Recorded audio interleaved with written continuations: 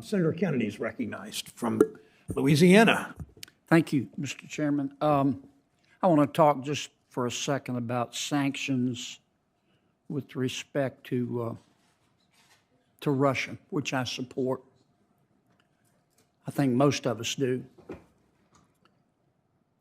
Only a third of the world's population lives in countries that have both condemned Russia's invasion of Ukraine and have agreed to join into the sanctions imposed by the United States and the West. Mr. Singh, doesn't the Biden administration need to do a better job of getting our world's neighbors on board? Senator, thank you. As a self-critique, I wish we had a broader coalition, but I wouldn't want to make the mistake of conflating population with power. These sanctions work where we have an asymmetric advantage. The world's major reserve currency issuers, with the exception of China, are all part of this sanctions regime. So we collectively deny foreign capital to Russia. That's what matters. We collectively have the world's major designers and producers of cutting-edge technology within the sanctions regime. It may not represent the majority of the world's population, but it's the group that matters. So we're delivering impact. Let me stop you for a moment, and I apologize. No problem. The time goes by so quickly. Why can't the Biden administration convince India to help us? We're trying. I tried. I went there, and we've had a steady stream of officials go to India and try to work with the deal space that we have. I think we've got quite a bit of leverage because of the relationship that we're building across trade, energy, infrastructure, finance, defense.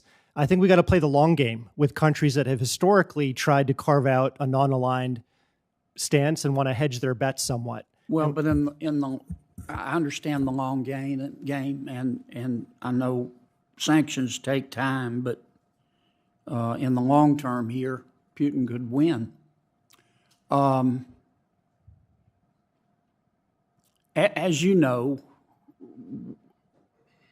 Europe and the United States have designed a set of sanctions and export controls to basically try to cap the price of Russia's oil at $60. Yes.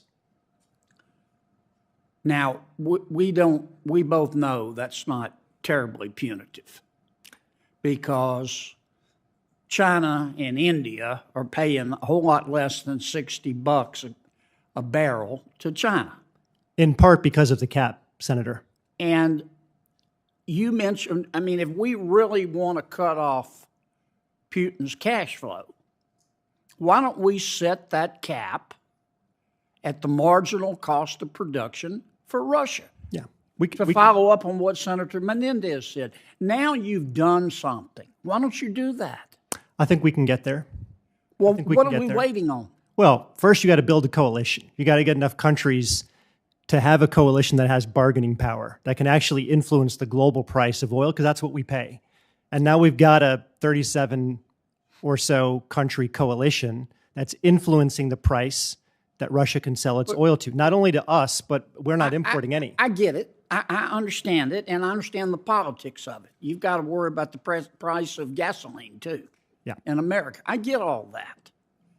But what are we waiting on? Senator John Kennedy delivers a powerful and unfiltered critique of the Biden administration's sanctions on Russia. In this fiery exchange, Kennedy challenges U.S. officials on the effectiveness of global sanctions, the weak $60 oil cap, and America's struggle to rally India and Europe to the cause.